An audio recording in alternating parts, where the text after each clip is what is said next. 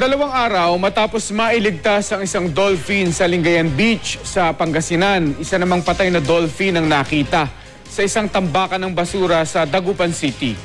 Makibalita tayo kay Hazel Kawaing ng GMA Dagupan. Hating gabi kanina nang dalhin ng mga miyembro ng Agriculture Office at Waste Management Division ang isang patay na dolphin sa Bureau of Fisheries and Aquatic Resources o BFAR. Nakita ito sa mismong open dam site ng Dagupan City malapit sa Tondaligan Beach.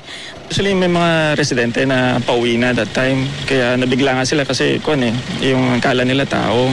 So biglang natakot sila, kaya tinawag yung mga residente na nakatira dito sa malapit. Tama-tama, may guard on duty po tayo na. Duguan ang dolphin na halos 3 metro ang laki. Ililibing ito sa fish cemetery.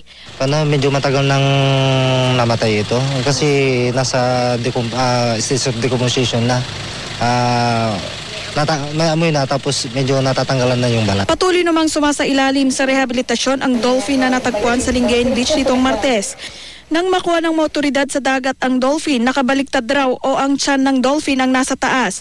Delikado raw ito dahil posibleng malunod ang dolphin. Kaya naman nilagyan ng floater ang kanyang tiyan para magkaroon siya ng balanse.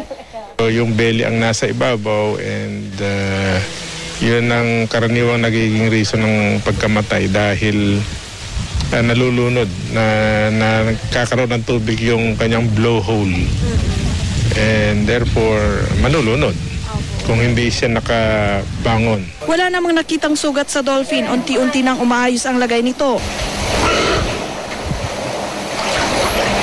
Yung first day niya rito, nasa harness siya na parang duyan para yung ulo niya palaging upright, yung katawan niya upright. And then kaninang umaga, yun nga, nire-rehab na. So hindi iniiwan, halinhinan yung mga tao. Hazel Kawaing, Nagbabalita, Pilipinas.